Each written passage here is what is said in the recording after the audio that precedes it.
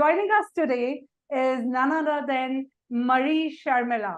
And she has an amazing background, not sure where exactly to start from. Well, Marie is a corporate trainer. She's got a huge number of years experience in that. Marie is a runner-up, you'll be surprised to know, for Miss Sri Lanka title as well. She's a first runner-up there. So she's a gorgeous face to look at, definitely, and a very pleasing and smart personality. But yes, let me talk about her learning and development experience. So Marie is coming with quite a few years of experience, right? More than 20 years of experience background. She's been in various domains, from complete personality development training to soft skill development training, very closely working with a few brands, and is also a co-founder of one of the learning and development brand. But we are particularly very interested in working, we've got Marie specifically because she's got a legacy of experience in communication development, personality development. She's working on the soft skill angle of thousands of people she's worked with, various corporates that she's been a part of and has been delivering these trainings for. So I am extremely happy to have Marie over. I can go over the list of talents that she has, that she's a dancer, she's been in the fashion industry, she's worked for 15 years with aviation industry too. So there are too many colors in her profile. And thank you so much, Marie, for joining us today. Thank you very much. I'm very shy, humbly. Thank you so much for this extensive introduction, because I wasn't expecting that. Thank you very much. Thank you. Ayubowan to my Sri Lankan participants, and namaste to the rest of the Indian subcontinent participants as well. Namaste, namaste, Marie. And joining Marie is none other than Chandamadan. I know he is new to some of the participants here, but then maybe there are old legacy participants who are always excited about our webinars and are here.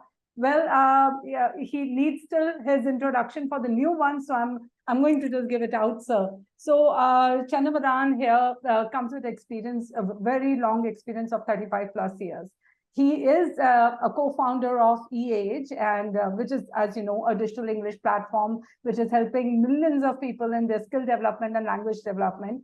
But Sir comes with a variety of experience in the domain of finance, accounting. He's a lover of technology, but then, yes, education, edutech is his platform and is his key role. And he's also now venturing into the healthcare space, and he's on the advisory board of so many companies that I don't think so I have the count really there. So yes, I have a very experienced set of people who are here to answer all your questions on something which is very, very important and critical for us, and which is effective communication skills. Thank you so much, sir, for joining in. Thank you for being here. Thank you, and hello everyone. Thank you so much. So on that note, before we move ahead with the various questions that you may have, and I have initially on your behalf, dear audience, I'll be asking, I think I'm going to give away the platform to Marie to talk about, generically, Marie, if you could just let us know on the cover of it, what is effective communication and how do you see it, the various aspects of it? Yes, it's a very broad subject that to speak. We can go on hours and hours, how important the communication is in today's world, as well as in your personal and professional development. So I would like to go through a slight presentation that will take only a couple of minutes, so that I will be able to cover up that particular question you just asked me in a concise manner. Sure, Marie, sure. And if you want, I have the deck up. I'll maneuver it for you. Okay? Yes, if you can run it through for me, so then I can go.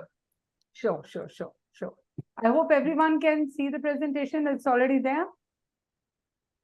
Yes, I believe everybody can see that as well. Yeah. Okay. Awesome. Yes. Here we go. All right. So yes, exactly. So before we move into what is effective communication, let's talk about what is communication. Now, communication is not about just talking. So what I want today is not to just talk, but to communicate, because communication is like you're sharing information it's a two-way thing.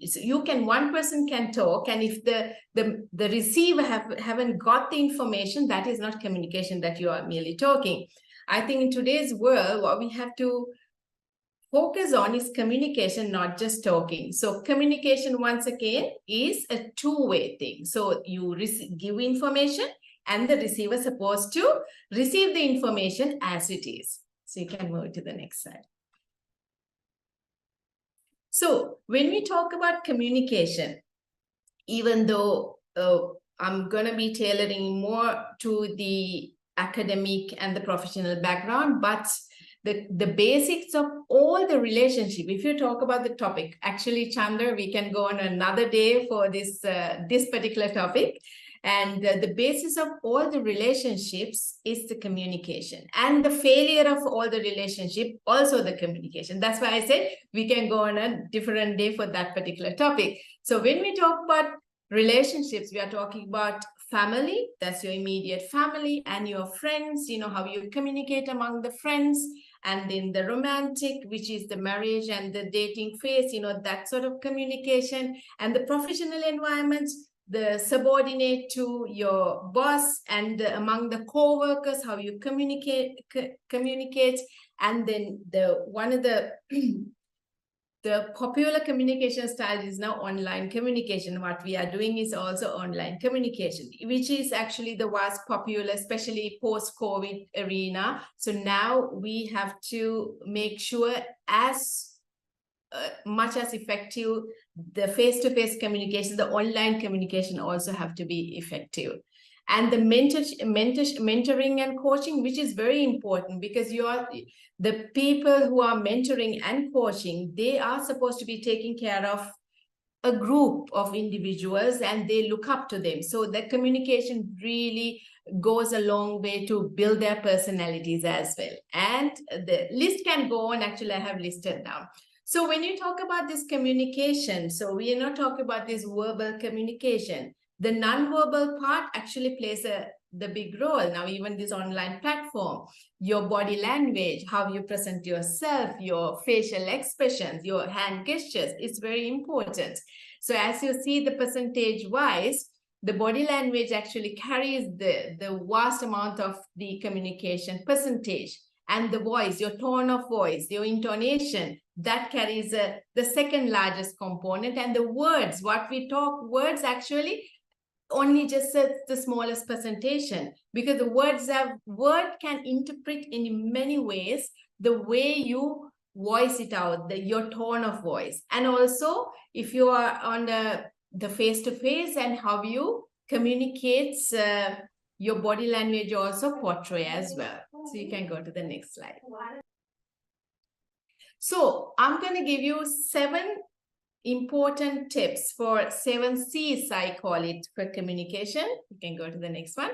If you master all these 7, earlier on I mentioned about the types of relationships. So easily for you to navigate through all these 7 steps into those relationships. So when we communicate, you have to make sure you have to be very clear in your language, and not like those, especially now if you take this today's example. Now today we have a global audience. So we have to, as presenters, we have to make sure whatever we speak is not the accent, but then again, it has to be clear, the audience gets it. And the concrete, as in what we are going to do, you have the person who's presenting have to give a clear picture on how to communicate. And then coherent, so which means we have to make sure you have to be logical in all the points what we are presenting. Because most of the times why the communications fails and the relationships fails, because we don't have these steps that we are taking on. And be courteous, very important. Now, courteousness, now we have to respect the cultural backgrounds. I think it comes in, probably it will be covered in one of the questions that she's supposed to ask from us. So its courteousness is very important. We have to respect, because we cannot put our emotional barriers into the communication and create a picture among ourselves. When we talk about we have to be very courteous and then concise, to the point. We have to make sure, keep it short. Don't make it with so many words. Now, as a grammar teacher, I can tell you as well, because when we speak about grammar, there are types of sentences. When you structure the sentences, I can tell you. So you have to make sure that you don't go into these extreme complex sentences. So keep it very short. And then the correct communication. Try to make it error-free. And for this, of course, you have to have a lot of practice. You need grammar and you need to enhance your vocabulary. So likewise, you can go on like that. You can move to the next slides, actually. Okay, so I think at the beginning of it, I mentioned to you how emotions affect our communication, as in how relationship, the base of each relationship is the communication. Now I'm about to tell you how the emotions are. I'll give you one example as well, how emotions are going to affect your communication. Next.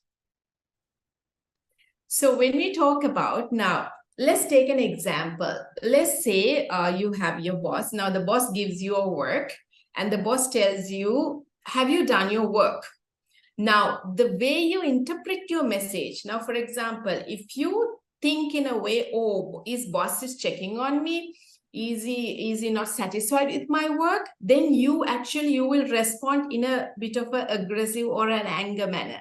But if you interpret in a way, why boss is asking, perhaps boss just wants to know whether I have done my work or where I have stopped. So in that way, you will take a step back and you will communicate very peacefully. See how you interpret your message actually affect your deliverance of your reply as well.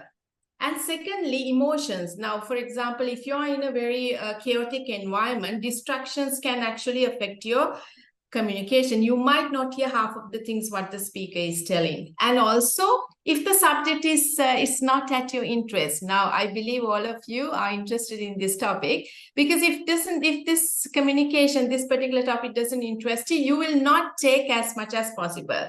So that also comes in the way, your emotions. And also filtering. Sometimes when somebody gives you information or instructions, we tend to filter on our own. So we take it what we want to hear, what you like to hear. So actually, you can go to the next one.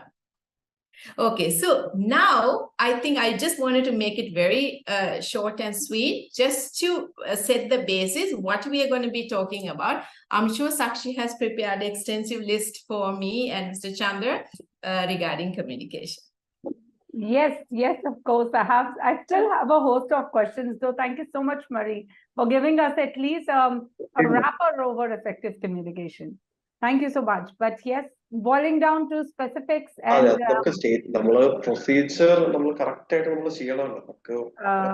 John, are you sharing something with us? John? Okay.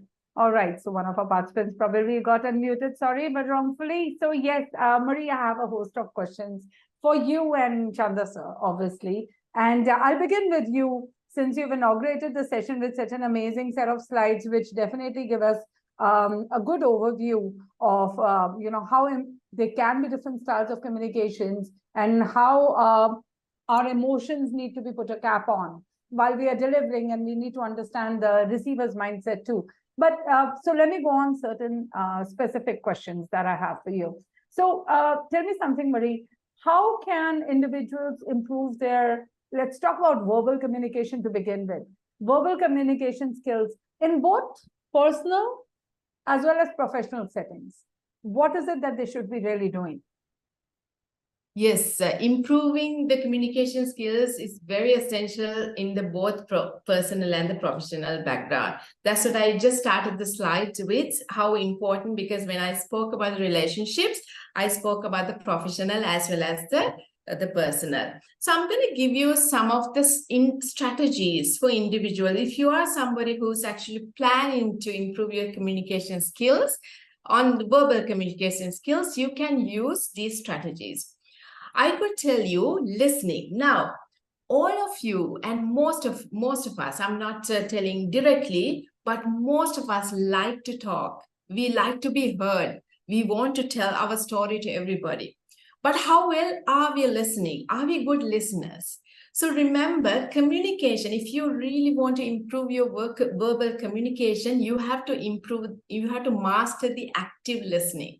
You have to be first a listener, because you have to pay attention, because that's number one. You are acknowledging what you are listening, what you are hearing from the other end, and you can actually use words like I see, or that makes sense. Likewise, you can tell the talker that you're actually listening. So active listening is very important. Now, when you say listening, if you stay quiet, okay, that was not going to work, because you have to tell the person who talks that you're actually listening. And then your vocabulary is very important. This communication, improving your communication, if you actually put some effort to improve your communication skills, starting from today, it will take a long way for your personal and professional growth. So in this journey of improving yourself, improving your vocabulary is important as well, which means on a daily basis, try to learn 1 or 2 words, new words, and having a very rich vocabulary. It's going to allow yourself to express yourself more clearly, which means you will have more words with the close meanings. Otherwise, you will use only the same set of words, right? And then also to clearly and precisely. So how can you improve your vocabulary? I'll give you some tips. Read books. Are you book readers? Raise your hand if you like to read books.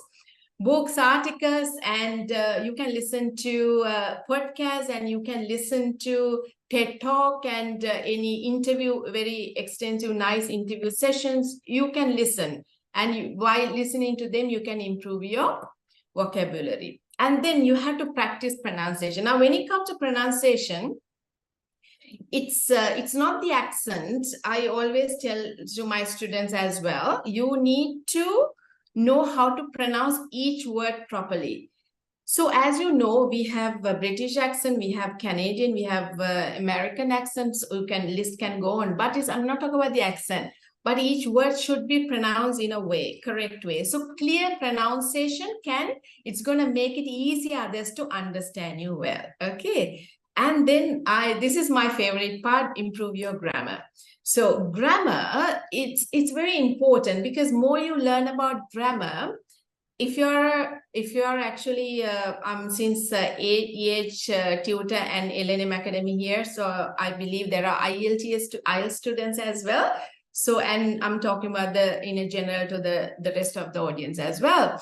So the grammar plays a huge role for effective communication, because I want you all to go through some grammar rules and practice writing and speaking correctly, okay?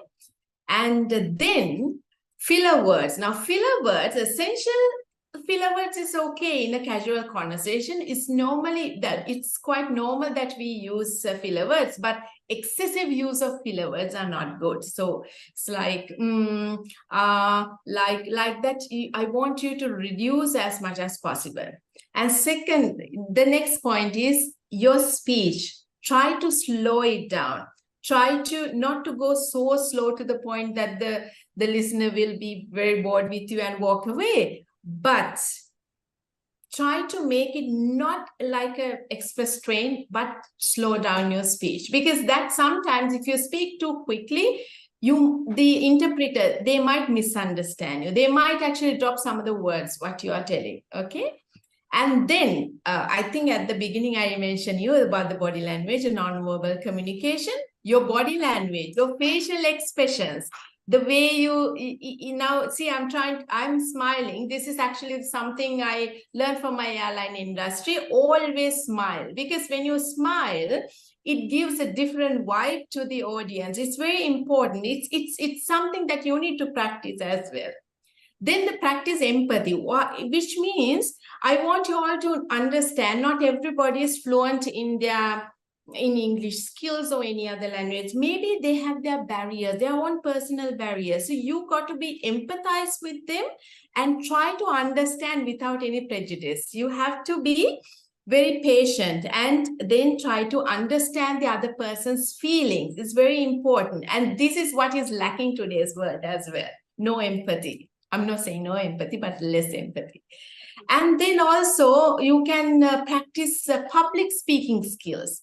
Public speaking skills, it's another topic. And actually, at the end of this session, I want you all to write in this chat box. If you like us to talk about any future topics, we would be more than happy to talk about it. So you can use the chat box, okay? So public speaking practice is extremely important. I'll give you a few tips later on, because when you are gathering a larger audience, it's very important for you to pay attention to your communication skills, because you have to make sure it's not one or two people. You have to make sure that you deliver the message properly. And then, of course, if you have an event, or if you are communicating to a larger audience, I want you all to organize well. Okay, it's a better preparation. Actually, it affects your entire communication. So these are the little things that you can do to enhance your verbal communication skills. I hope I covered some points, Sakshi. Absolutely. I think you covered it all.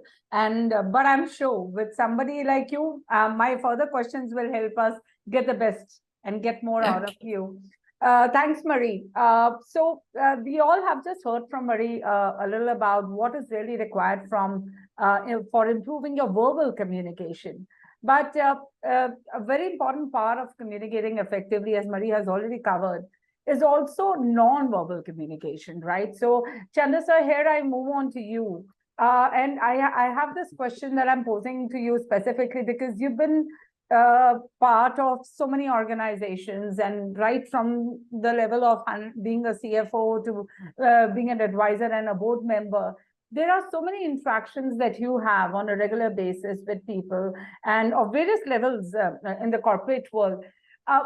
In all those face-to-face interactions, sir, what would you say are some of those common mistakes that you have noticed that people make in their non-verbal communication? And what would you suggest? How can they be corrected, sir? Sure. Yeah. Thanks, Akshi. So I think if you look at the non-verbal communications across the world, there are a few things one could avoid. And some of the common mistakes that I've seen, right? So let me maybe give you a short example for different cultures. So I happened to visit Japan on one of my visits from HP, and and I didn't know Japanese language, right? So I only understand English, and of course, my mother tongue Hindi. But so whenever I used to go there, the Japanese are very, very polite, right? They would bow down. They will, in the way they speak the language is very, very polite, right? So, whenever I would ask something and they say "hi," meaning I heard you, doesn't mean I may follow you, right? So what I'm trying to say is, I think active listening is very, very important. And if somebody, I all along in the whole trip, I thought hi means they understood and they will follow it, right? So being a CFO, I will say, grow your margins, make more revenue, and they'll say hi. I said, okay, these guys got it, right? But I didn't realize that hi just meant I heard you. I may not follow you. So I think active listening and following what your audience is trying to say is very, very important, right? And the other thing I noticed, they will always bow down, right? So they will not make the eye contact. And now, unless you make the eye contact, right, you won't know what's going on, right? When you actually make, the eye contact, you are reassuring the other person, hey, I'm listening. I am being attentive, and I'm talking to you. So I think some people, and I've seen this, I've done thousands of interviews, virtually and face to face, and Whenever I see people, looking somewhere else and not looking into the camera or not looking into your eye, I think, is this person really interested? You lose the interest of the interviewer or any person you're communicating to. So I think making eye contact is very, very important.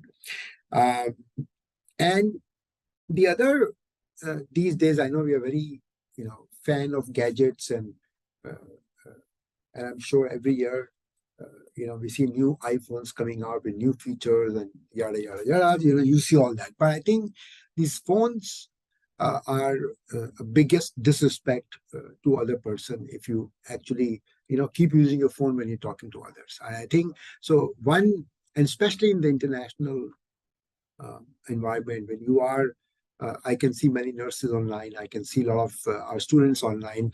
And so when you go to foreign country or when you talk to people, and if you are, somebody's talking to you and you're still on your phone, that's the biggest distraction and disrespect to other person. So I think just 3 things I would summarize. Active listening is very, very important.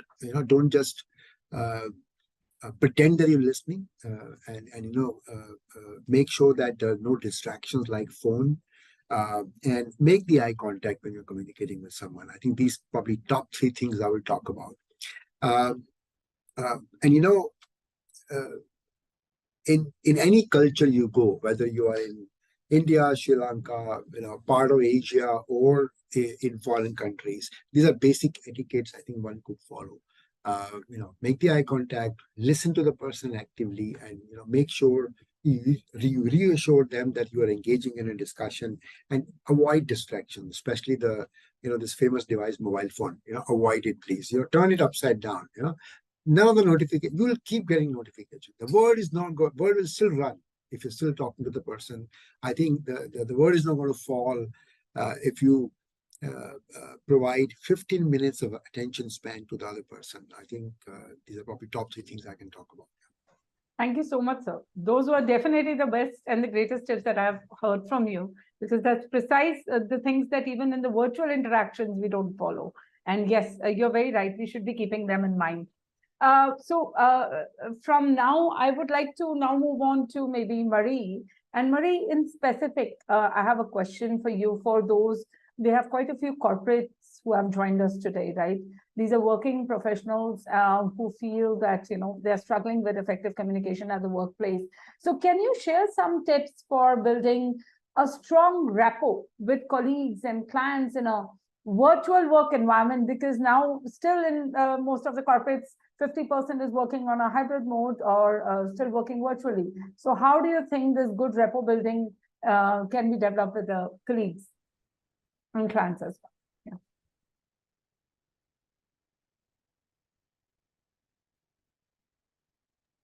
Okay, I was muted. Okay. Yeah. So I think it's a very good question, because as you mentioned, it's very important for us to keep a rapport. And in today's world, not everybody goes to office. So you will have your virtual office environment as well as you have to go. So in virtual environment, actually, you are missing out the active communication and interaction with your peers and the colleagues. You are missing it out. So in a world like this, it's very important to practice this effective communication. So now, for example, if I'm just going to break it into 2 segments, there are some offices, they have hybrid working environment, which means some days they go to the office and some days they work online. And there are some offices, especially when it comes to the IT field and many other fields as well, they are turning to 100% virtual environments. So which means that you are working at your own pace, but still you need to be connected with your colleagues and your bosses, your peers. So the best way is now, especially when you have a, say, staff meeting. So I'm sure there are staff meetings and morning meetings are happening. So always try to turn your video on, camera on. That gives actually a personalized, they will see you. They know who they are talking to rather than just a name. So if you are a 100% virtual environment, so make sure or maybe even a call, if it's necessary, you can have a video call on at least. You should be able to see each other, because when you see the face, actually the communication completely get diverted. I mean, you will be able to clearly communicate with your colleague. And then also, especially when it comes to virtual environments, so you always driven by the technology. Mr. Chandra, he said you are a tech guru, right? You love gadgets. You come from the IT industry, okay? And so is the audience, and all of you all love gadgets as well. But then again, there are disadvantages, especially when you have a virtual work environment. Sometimes your internet connection might not be strong enough. Maybe you will have a distractions at the background, and you have to pay attention, because we have working parents where they are now, imagine you're supposed to go to work earlier on. Now you're working from home where your kids at home. So they're in a bit of a tight environment, and they can be distracted. So I want you all to be an active listener, good listener, because sometimes it's very important. And then also clear language, especially it's a virtual environment.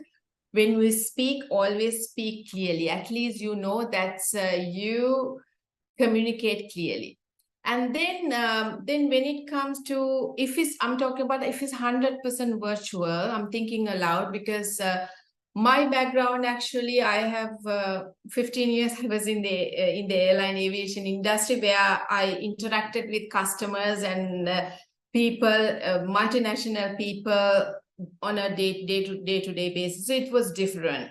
So I think the time then and now is completely different. So there, when you go to the office, you can, if you have a communication barrier, you can talk it out. So make sure your roles and responsibilities are properly defined by your managers. If you are a boss, if you are a corporate leader, make sure your job descriptions for your subordinates are clearly defined, and then they will not be misguided. Otherwise, you will have one expectation versus your colleague your subordinate will do something else. So, and so likewise, and deadlines, timelines, and proper guidelines will be very effective. And also have a system of, for example, the staff monitor their checking in and checking out, not to have this attendance system, but then make sure that they're engaging. Probably you all can have certain groups to the colleagues to get engaging and communication. And if you are the boss, you have to I always believe you have to lead by example. And you have start this practice of have active communication. And I think I mentioned about the empathy. Now, I mentioned at the beginning of this topic as well. Empathy is very important. Like I said, we have working parents, so sometimes you might get disturbed by their background. So be empathized with them. It's not easy. So let us know if you are a working parents. We'd love to know what are the difficulties that you have already overcome, faced so far and overcame, and we would love to know. And also, so those are the basic things that you can use and make sure. I think you have to invest if you are completely working on a virtual environment, you have to invest on a proper gadgets, as in a proper laptop and internet connection. And these things are really going to be helping for you to help to communicate with you in your working environment. And since I do a lot of lectures online as well, so when I speak to the students, I make sure that my connection is always proper. It's very important. And in that way, so we can actually cut short most of the barriers. Sure, definitely, Marie. Thank you so much for the great advice. And definitely that's the kind of advice we need to follow in the virtual setup. It's not easy to be working from home and then being equally active and engaging enough with the rest of your colleagues. So Marie, thank you so much for sharing such great tips. But on that note, since we're talking about remote connections for meetings and for working. These days, and not only these days, for the past 2-3 years, even more. Chanda sir, if I may ask you this one, what techniques, and you also mentioned listening skills is very important as a part of your non-verbal communication, right? So what technique can be employed to enhance the active listening skills, especially during remote meetings, as yes, there will be distractions. So what would you suggest one could do? Yeah, sure. So I think before I answer the question, just want to add to Marie's comment earlier. I think uh, uh, she talked about making sure your infrastructure is solid. I mean, the internet today, I think it's probably hard to believe that you don't have good internet connection everywhere. I think it will be. So make sure you do that. Second, uh, you know, uh, we have now the experience of working with online teachers who have been working online for last 15 years. Okay, so we are not kids born out of COVID. Our teachers always worked from home. And one thing I realize is when people work from home, you're just talking to the four walls that you are working within, right? So in the meetings, people who are working from home, make it lighter for them, crack some jokes, right? Make sure you make it lighter, because stiff meetings at times without the jokes can be very, very boring around that. So I think make sure infrastructure is good. And second, at times, crack some jokes, make the meeting lighter, ask about the personal well-being, and also, as Marie said, empathize, right? You won't know if I have a 2-year-old making noise in the background. What you will hear is noise, but what I am managing probably, or person who's on the call is managing, is a toddler, in the family. So I think just wanted to add those points. Coming back to the active listening in the virtual meetings. I mean, as I mentioned earlier, I think making an eye contact. Now, one would say, how do I make an eye contact in a virtual environment, right? Look into the camera, right? That's as simple as this.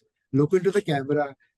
That's equivalent to making an eye contact. Imagine, if Sakshi is asking me a question and I'm looking on that side and the other side, what impression is Sakshi going to have, right? This gentleman is not interested in the webinar, right? He's just, looking around. So make your eye contact in the meetings. If you agree with the point, again, going back to the learn from the Japanese, hi, nod, right? You agreed. So nod, right? So other person will know that you've agreed or disagreed, or you're listening, properly or no. And, providing some short acknowledgements with, I see, yes, I agree, or I disagree, are some good, practices to follow. In the technology at times cannot be your best friend. So if the internet could be, internet could be a little challenging. So avoid interrupting, because there might be lag and you may be speaking over each other. So I think avoid interrupting other people and listen to them, of course, carefully. And to make sure that, you are listening actively, ask some open-ended questions, right? That will give them an idea. Hey, you are applying your mind to it. You're listening, right? And let me tell you, it's very easy to get distracted in online meetings, right? Even in interviews. I've seen, and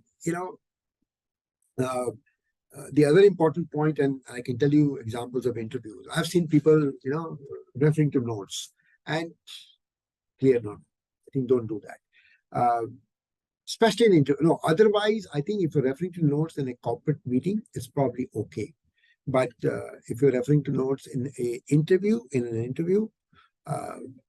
that's a big career limiting move that you made. Okay, so yeah, so I think I can go on, and I can speak for hours on this topic, but I think make a good eye contact, nod, and acknowledge what you are, the information you're getting. Avoid interruptions, I think, is very, very important. And Marie talked about practicing empathy. So I won't repeat that. So that's very, very important. And, acknowledge, don't refer to notes,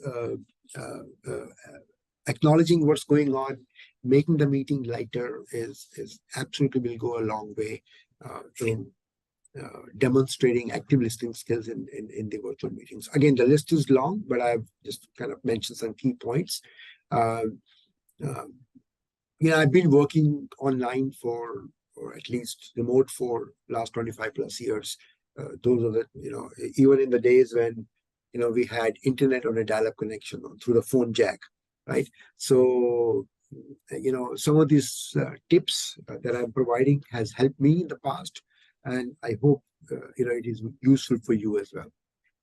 Most definitely, most definitely. I think you've given us the most practical points. That's the reason why we are happy to have you both as our expert panelists today, because what my audience is getting is right from the practical experience. What are the do's and don'ts? What are the things to keep in mind? Thank you so much for sharing that, Chandra sir. Now I'm going to slightly shift from the spoken communication and some particular questions that people often have about written communication, right? So, Marie, just require your inputs on the fact that when we are writing in the corporate world, the emails and the documents and all that we are writing, sometimes I think we do not really keep the audience in mind when we write. So what would you suggest that when crafting emails and documents, how important and impactful it is to keep in your mind the audience perspective also? Can you throw a little light on that?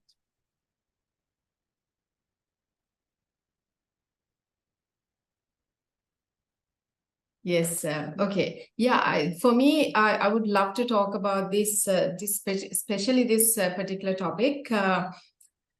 This email communication, crafting emails and documents, it's very important now. Now we are in an era, there are social media companies, they promote, we call it bulk emailing. So what they do is, I'm not discouraging any of those methods, but they want to reach out to a larger audience. So what they do is you have these different, the platforms where you can integrate, say, through LinkedIn, and you can reach out to at once, say, 1,000 the connections. They can tailor it, which is good. But then again, and then they have these, say, AI tools like, say, ChatGPT, so you will have these tailor-made messages. But then again, if intelligent person can clearly see whether this is actually a bulk, a spam email, or this is actually personalized to you. So what I will give you some of the practical, because I think in this session, what the audience wants to know is not to get what they want to get from the YouTube or anything, but how they focus on the practical scenarios. Now, I will tell you how I do it now. Since I'm coming from a corporate environment before that, and I can go back and forth. I can go back and forth into two different. Yeah, sorry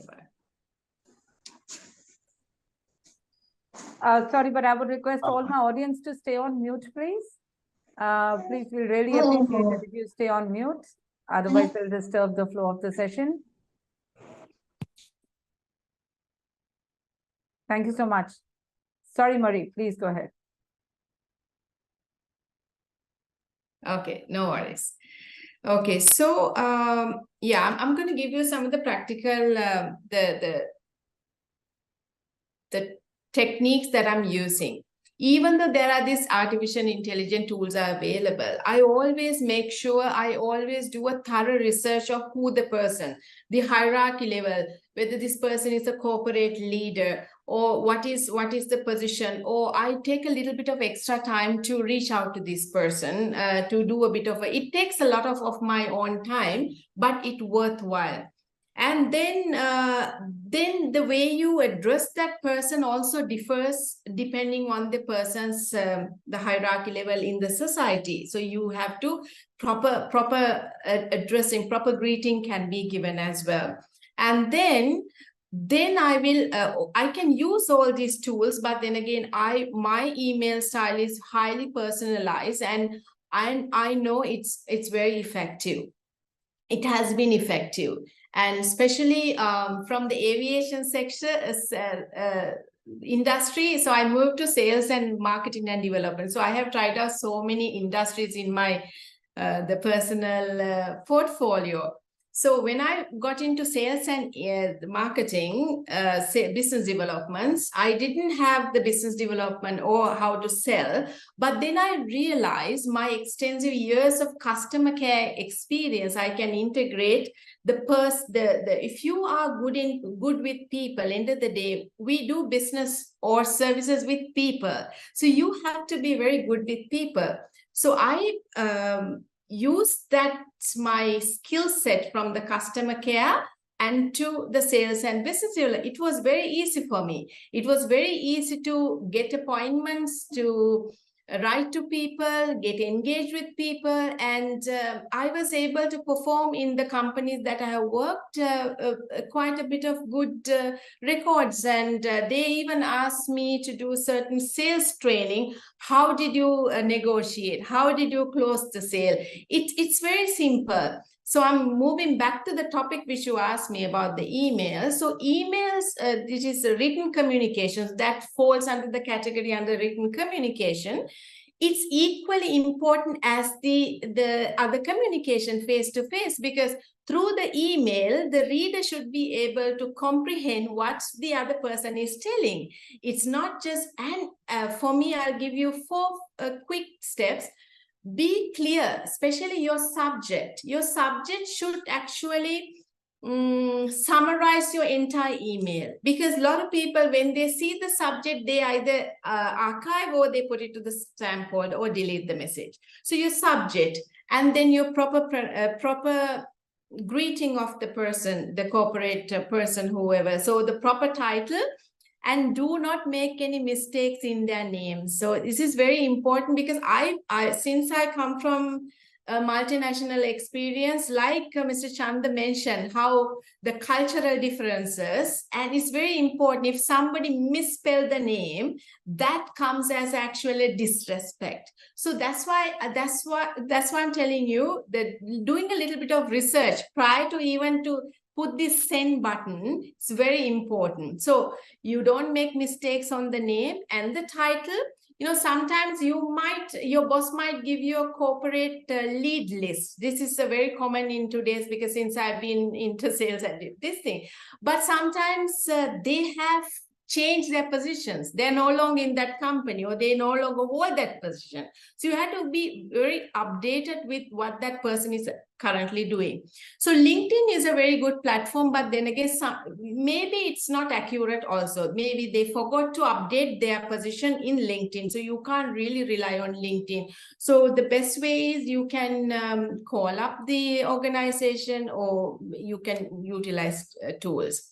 And then your message, when it comes to email body, don't drag it. I don't make it like very long, like a paragraph or a huge story. In this world, nobody has time. So you have to make sure your message is transferred within 1 or 2 minutes. That person should be able to read your entire message. That's very important.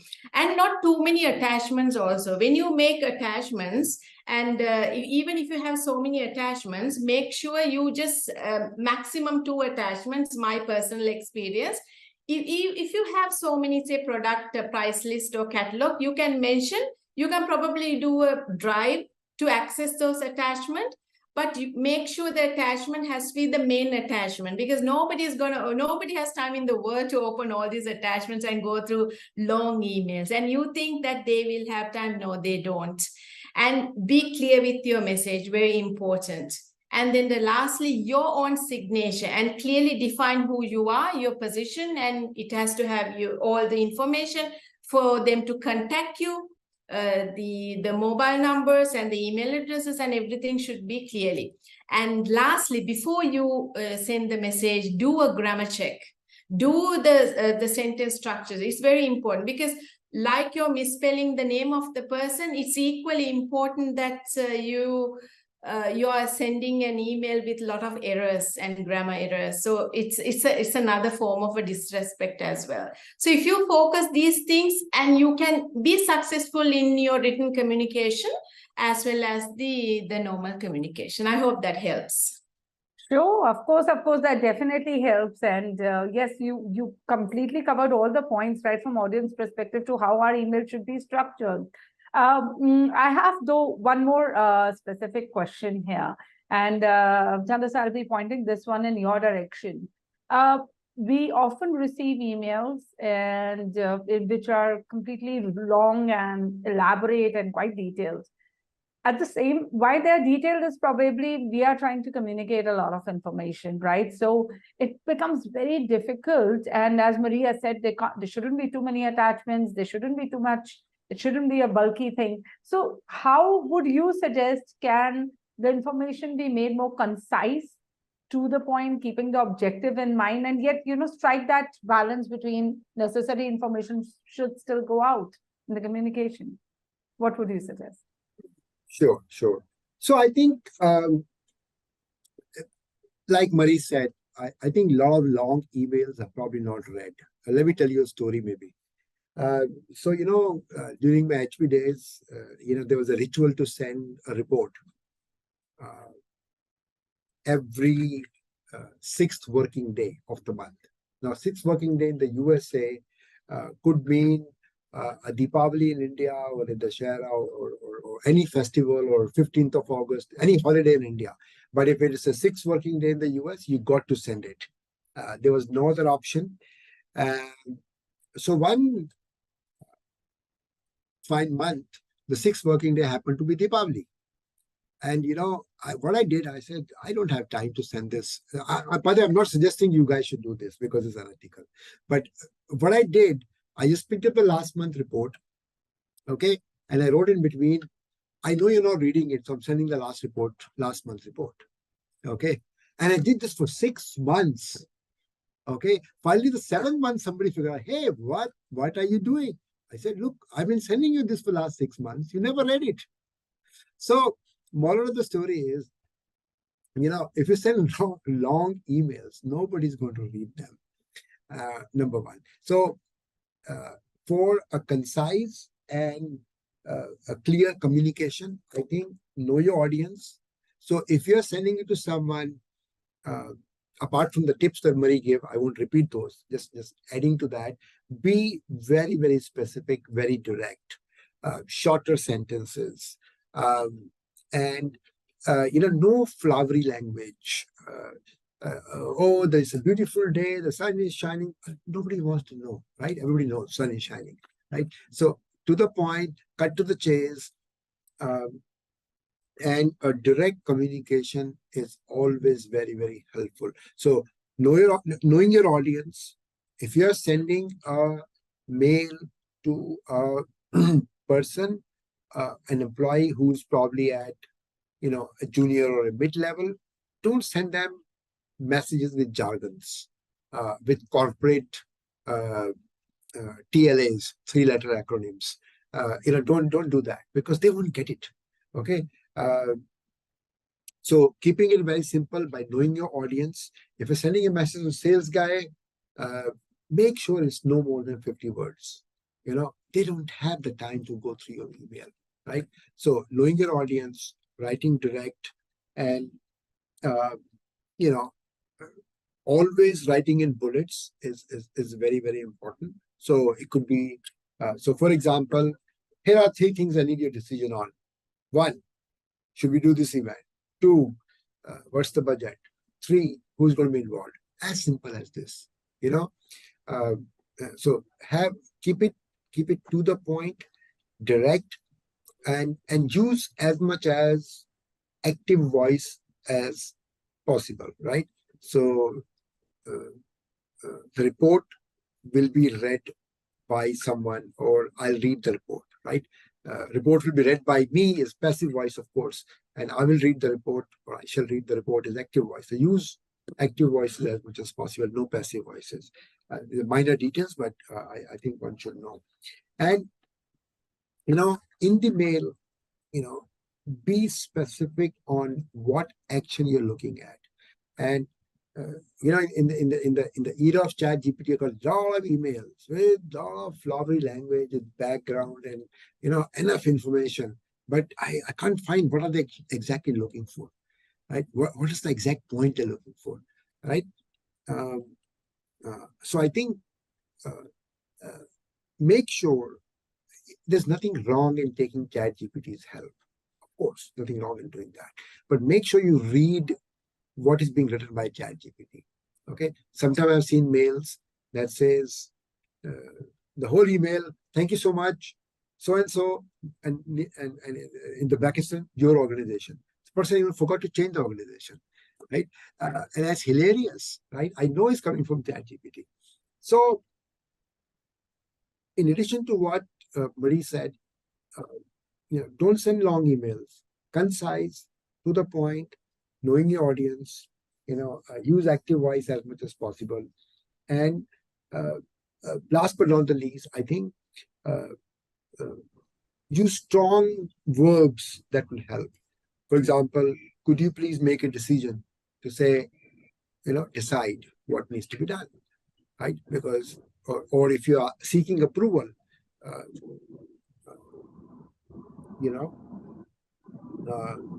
just say, please approve. Just before this call, I was on a one-to-one with somebody, and the person went on and on. The person was actually looking for a pay raise. Okay. And the person went on saying, oh, I like to work in your good sales organization. He went on and on, but without getting to the point. And it'll be nice to get some, higher earnings. I'm saying, hello, get to the point. You're looking for a raise, right? So you should have said this in one simple point. You don't have to go through, beat around the bush. So I think being direct, short versions, bullet points, and writing in the context of your audience is very, very important, because these days executives do not have time to go through the long story that may be helped by ChatGPT, but they don't have the time. So don't be a person who's receiving a mail from me, long email, and I'm writing, I know you're not reading it, so I'm not going to change it.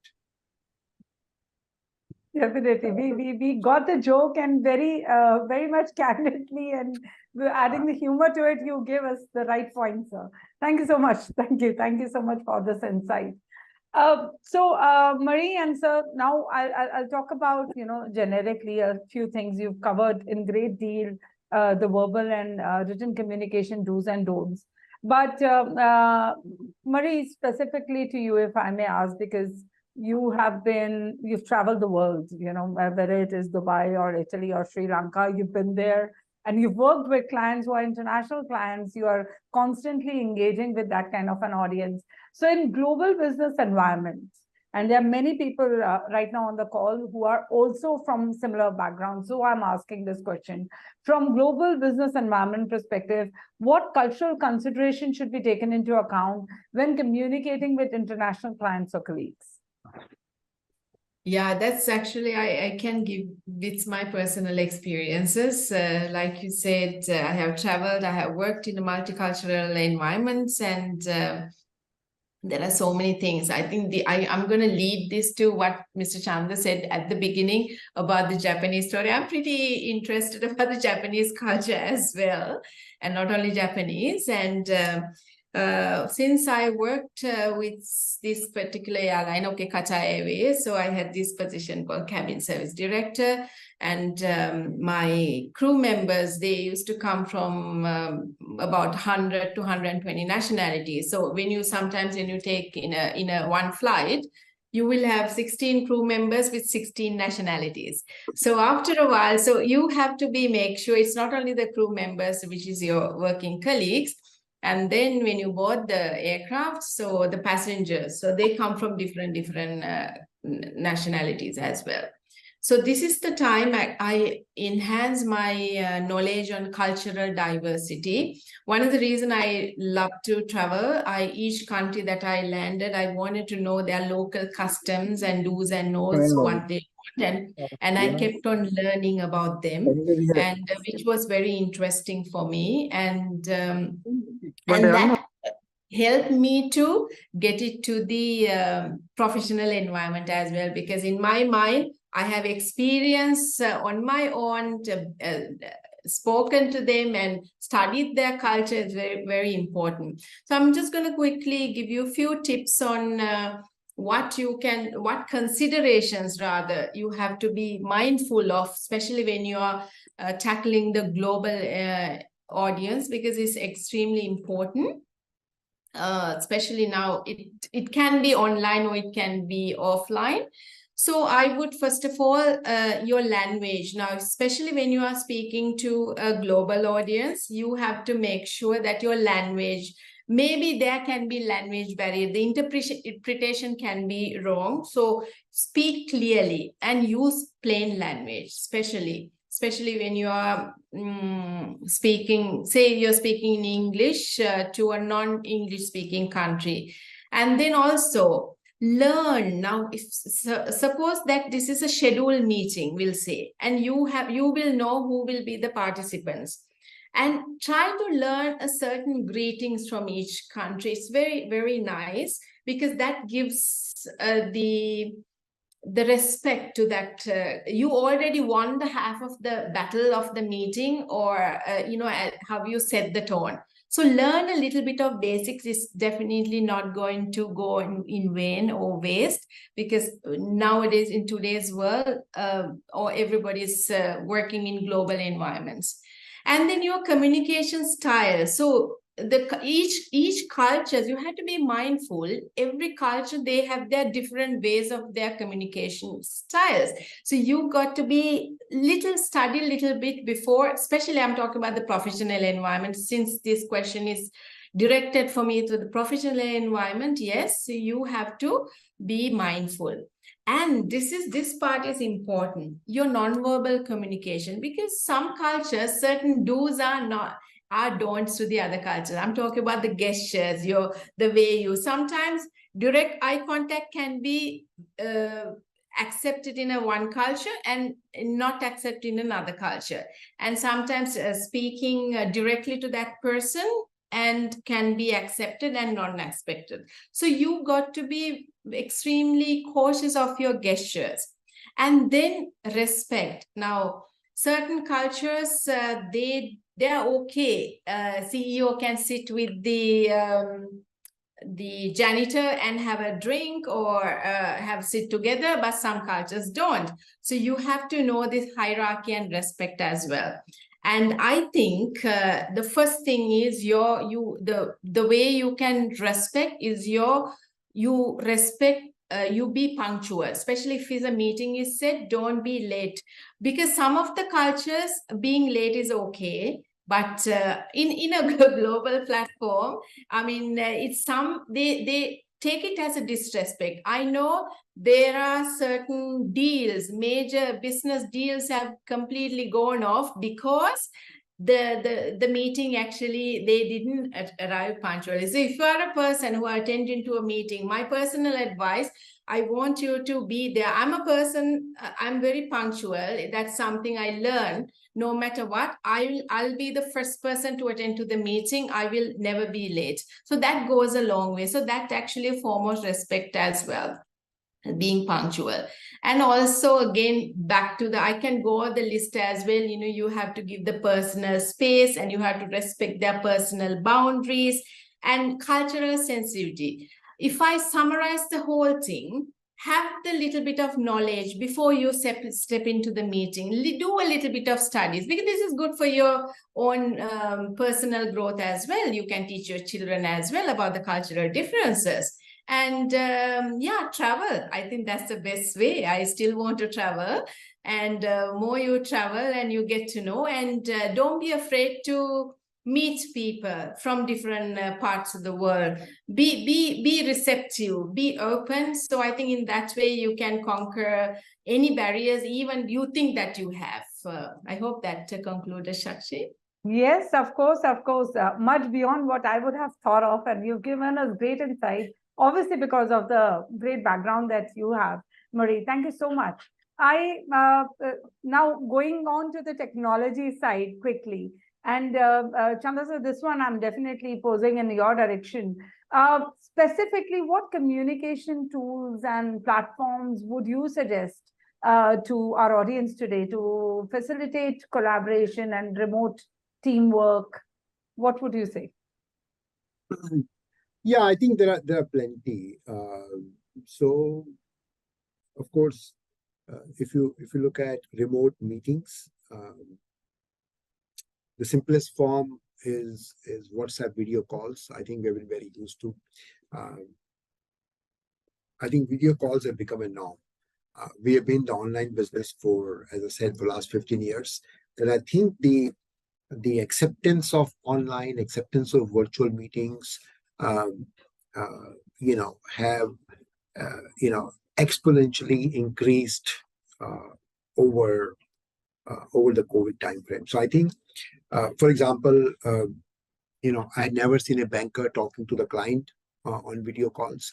I'd never seen during COVID times, we saw a lot of creative new models, for example. For us, it was never new. In fact, during the COVID time, I was reaching out to all our trainers and asking if everything is okay. He said, yeah, everything has been okay since the beginning. What's new now? Right. So I think it depends on where you come from, but COVID has taught us that virtual can still work, right? And people have really reduced, a lot of costs. So variety of tools. If you look at meetings, I mean, there's Microsoft Teams, there is Google Meet, Zoom, eAge has their own platform, Zillion, which we don't actively market, but use it for our classes. It's proprietary platform. And I've used it, by the way, for all my morning meetings, one-to-ones, people who I'm connecting all over the world. I'm using, these very, very effectively. So that's one. If you really look at remote management and, look at projects, so there are tools like, Jira, there are tools like Monday.com, Asana.com. There are a lot of tools which are available for project management. So use those very, very effectively, because, in remote meetings, sometimes what you say may not get registered exactly. We were reviewing this morning, just to give an example, we were doing a team review of all our trainers across the world. And so we had a new academic person who had joined, and person on the other side was sarcastically talking about a particular trainer and praising. Actually, it was sarcasm, which of course didn't pass through, and she was not on the video. So the person who was new understood the praise as a real praise. So sometimes, the feelings and the emotions may not get transmitted through virtual. So I think documenting and tracking progress using tools like Jira, project management tools like Jira, Monday.com, etc., very, very, very, very good. And I think use as much as possible for collaboration. Use tools like Google Drives. There is Zoho. At least in India, I can see Zoho. Zoho collaborative tools are very, very good. And the other important thing as you work across the world, there is always this confusion, right? So if I'm meeting with Marie and she's in Dubai, and if I say, okay, let's meet at 4 o'clock, her natural question will be, is it GCC time or India time, right? So I think, making sure you know how the world calendar works, because it's become a more boundaryless environment where we are meeting people. And on the timing thing, I just want to add to what Marie said earlier. Punctuality is the key. I met Marie accidentally because somebody else was not on time, honestly. Sorry, Marie, I'm adding that detail there, but, I thanked the guy who was late so I could at least be introduced to Marie. And bad for him, the guy lost the business. So I think being punctual, using these tools, and saying, oops, I misunderstood the time difference. Sorry, it's your problem. So use tools to be available, be punctual, and use these tools as much as possible, right? Um, and make every effort to be there on time. Use technology tools like WhatsApp, Zoom, uh, as I said, for collaboration. And if I extend collaboration to design and creativity, there are tools like Figma, where you can design your thoughts and share. Adobe Creative Cloud, and by the way, there are other tools like I think DALE, which is from OpenAI, is a very, very interesting tool which can convert your thoughts into ideas in pictures, images, designs. So use tools like that, and I can go on and on, but in simple words, use collaborative tools for meetings. There is Zoom, Google Meet, etc. Project management tools like Jira are very, very good. And then I think design and creativity tools like Adobe Cloud and Figma. Canva, by the way, is very good as well. I think I've seen a lot of people using Canva. I've become a fan of this as well, because it can really help you create some very, very good presentations, much better than one could imagine. So use these tools in the virtual world, and hope you find this list helpful. But there's a simple Google search will give you all these tools in 2 minutes. So use many of these, and the world is moving faster. And as much as you can use these tools, I think the better it is, because it will help you improve productivity at the end of the day. Sure, sir. Thank you so much. Thank you. Thank you for sharing. And there are quite a few tools. And as you mentioned, yes, eAge has its own tool as well, which is out in the open. And yes, people can, professionals can utilize it and in order to communicate with their team. But probably almost the last one, Marie, before I take up some of the audience questions. One last one, if I may ask you. Sometimes these communications, the way we plan them, they don't go that way. And there are a lot of barriers to effective communication. What we are trying to say gets misinterpreted, misunderstood by the other person on the other end. So how can professionals overcome these barriers? What would you say on that? Yes. When you talk about the communication barriers, I want to actually link back to the previous slide. So these barriers affects all sort of relationships and misinterpretations and misunderstandings, which is right. So like I told you at the beginning, I think the practicing active listening, that is number one key. Many of us have not developed that skill. You can speak, you can be even a public speaker. You probably have mastered also, probably gone to English classes, elocution, but then listening skill is as essential as it's a part of the communication. So when you listen carefully, you will get most of the information from the person who's communicating. So that is the number one rule I could tell you to avoid any barriers such as misinterpretations or misunderstanding.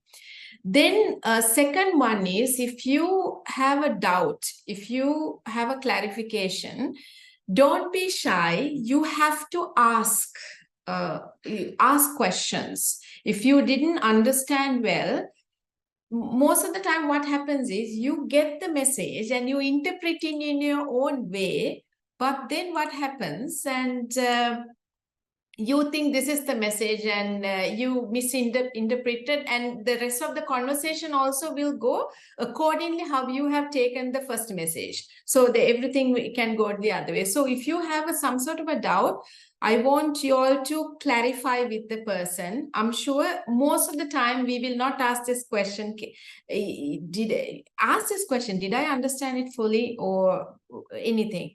And most of the time, at least 50%, you will get a different answer if you probably it's not your interpretation.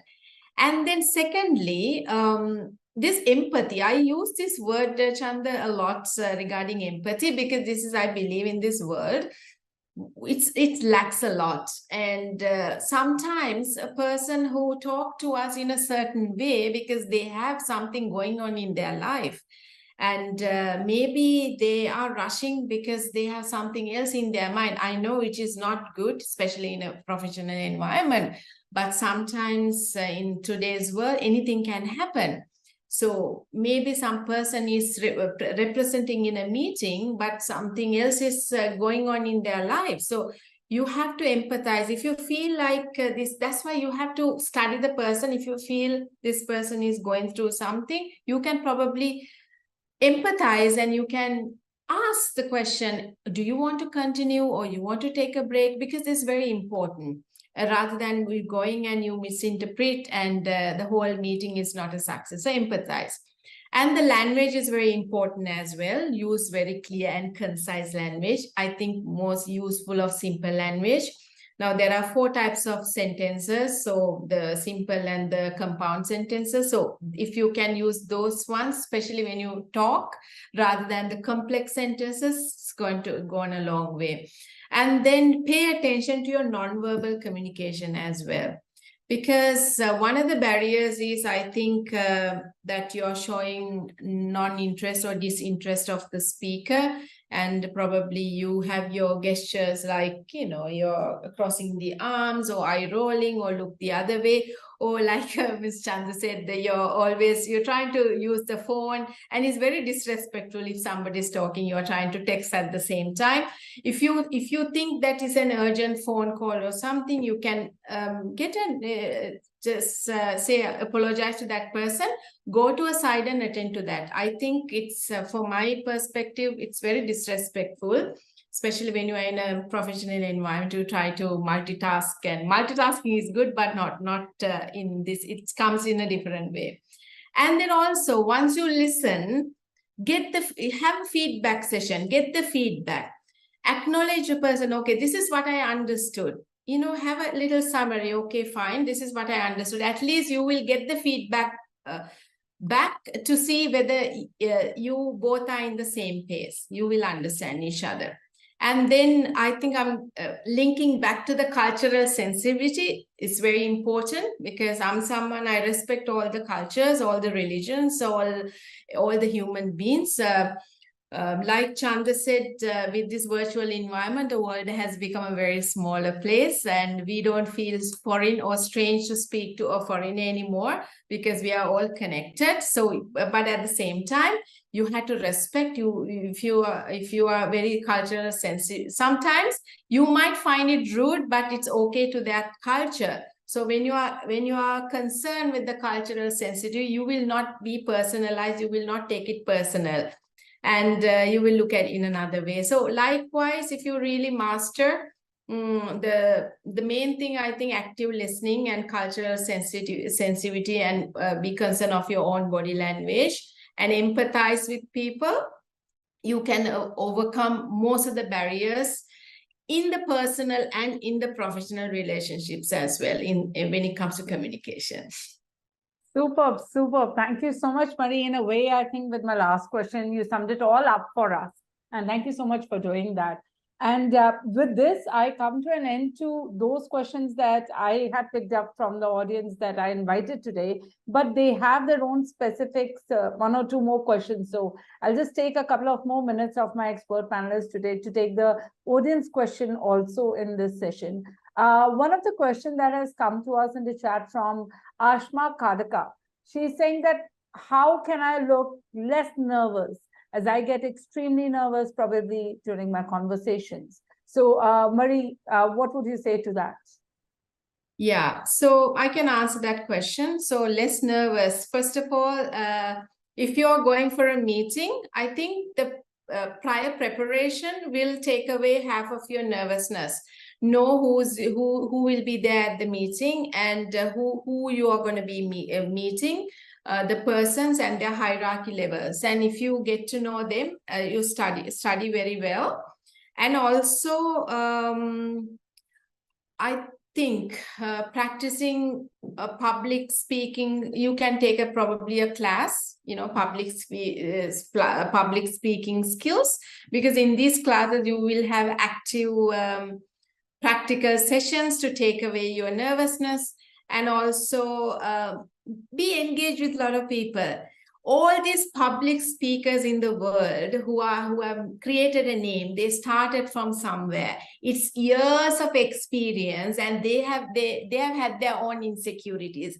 Nobody's perfect. So remember, so your insecurities, if you do a mistake, the next time you take it as a stepping stone to learn, as a learning platform. But at the same time, of course, you can learn, you can attend to a class of public speaking and interact more. It's very important, especially nowadays. There are a lot of introverts because of the online the world, and go out there, and not only the connecting online. I just put the phone aside, go outside and talk to people. It's very important, and you will automatically come out of that shell and you will be confident. Super. Sorry. Yeah, so I think, so Marie talked about meetings, right? But if you are, let's say, if you're going for interviews, just make sure, Ashma, I think that's what probably you were trying to ask. Just make sure that you are overly prepared. When I say overly prepared, so let's say if you the organization you're going for interview with, read about them, right?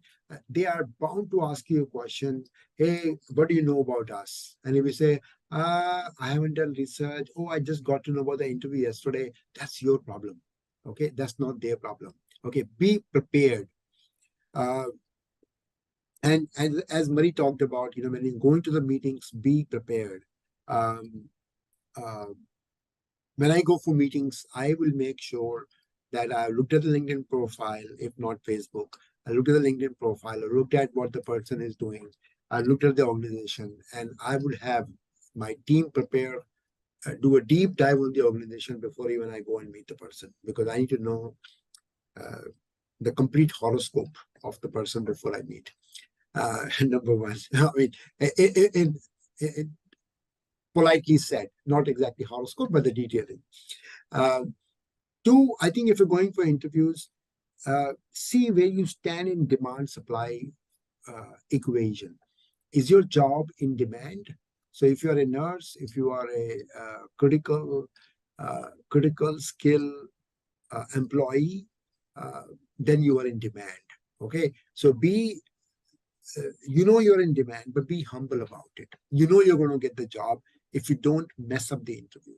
So, be prepared. You need to know your equation, right?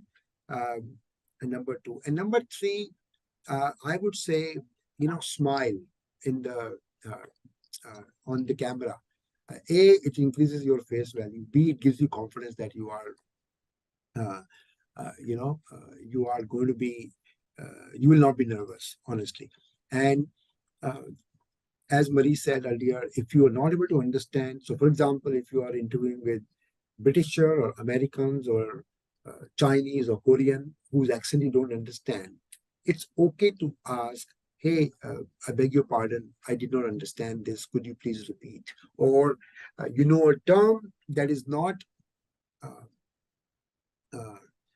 that's not spoken in your country, and a term maybe very, very familiar with the person who is talking to you from a different part of the world, make sure that you clarify, hey, what does it mean? And I'm sure the person who's on the other side will be happy to explain. I've asked some stupid questions sometimes because I don't understand any of those terms, and I will ask, and that's how you learn as well. So I think wearing a smile, being confident, being prepared goes a long way in dealing with any meetings or any interviews. I've seen people who are simply being confident in those 30 minutes of meeting or interview have done much better than people who are nervous. So hopefully this helps. Absolutely. Great insights, sir. And naturally coming from the two of you who have dealt with global audience and so many interactions, have faced it all. And thank you so much for such great tips, especially for those who are going for interviews. Yes. I have just one more, which I would like to throw in your direction. We have Sanjana Shrestha's query here. And she's specifically asking about that. Can you tell us about emotional intelligence and how does that affect our communication? So yeah, Marie, if you'd like to throw some light on it first. Yeah. Yeah, it's actually a very good topic because when I was with the airlines, we have been trained specially for this EQ, emotionally intelligent. That is something I believe everybody should learn and should be able to. So before I answer that question, I will tell you what is emotionally intelligent. So emotionally intelligent is that you are able to understand your own emotions and even the emotions of the people around you. That because everything is when you are able to understand, when you are able to profile that person perfectly, anything that you can do. So when you talk about emotionally intelligent, Chanda, how about we'll create another session of the emotional intelligence, which I would love to do. So that definitely, that is one of the tools for the communication. So even though we didn't time because of the time parameter of today. So this, when you master emotional intelligence, you will get to know yourself, self-awareness, and then empathy. The why I keep on telling empathy, because this is something I learned during my emotional intelligence training sessions, empathize. Then you will, the highly EQ people, they are motivated all the time, right? And they know how to self-regulate very well.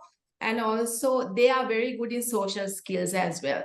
So once you know this emotional intelligence, directly it's impacting your communication skills, because you will be able to manage your own stress levels, your nervousness, your everything in that environment calm, and you can project yourself very calm manner. And also being emotionally intelligent, and you automatically you set the tone for the environment as well. Imagine you're the host and you tend to look very stressful and you become nervous and you are everywhere, and you can expect a good session from the audience as well. So that directly. So I believe I answered the question. So how it affects, how it helps by improving the emotional intelligence. When you do your communication in your communication skills, and you will be more calm, and you will know how to manage your stress and work in a stressful environment, yet be calm and cool like a pumpkin, I can say. Superb. Thank you so much. Definitely, that says it all, Marie. Chanda, so any final words on this one from your end, please? No, I think Marie covered it very well. And I think the key word is empathy, as she's probably repeated a couple of times. I think knowing the other person's situation and, self-regulation, etc. I think she's covered everything. But empathy is the key thing. If you walk away with one thing out of this session, and Marie has very nicely reiterated it, I think that's the key for a productive communication. So I think please make sure you do that. One last thing I would add on a general communication is when you're learning a language, or learning to communicate better in any language, make sure you immerse yourself in the environment. And what I mean by that is, so let's say if you're learning English communication, make sure you immerse yourself in the environment where you get to listen to English every day, get to read English every day, and speak English every day, because that will help program your mind to think in the language. We have adopted this, very creatively in eAge programs, and I feel if you are able to immerse in the environment, you are able to pick the language much faster than than just reading or grammar books or going through apps or chat GPT for that matter. So immerse yourself. What does that mean? Talk to people as much as you possible. If you can't talk to people in English, go to online platforms, language schools, whatever you prefer, and practice, or watch simple movies. Those of you in India probably know Life of Pi is a very simple English movie, right? It doesn't have the complex Hollywood words. You will not understand. Just don't go to the movies you don't understand, quite frankly. Or if you watch Hollywood movies, look at the subtitles if you can and understand those better. So immerse yourself in the environment to get to think in the language, and hopefully that will help you communicate in the language. That's probably my final thoughts. Hope you enjoyed the session, and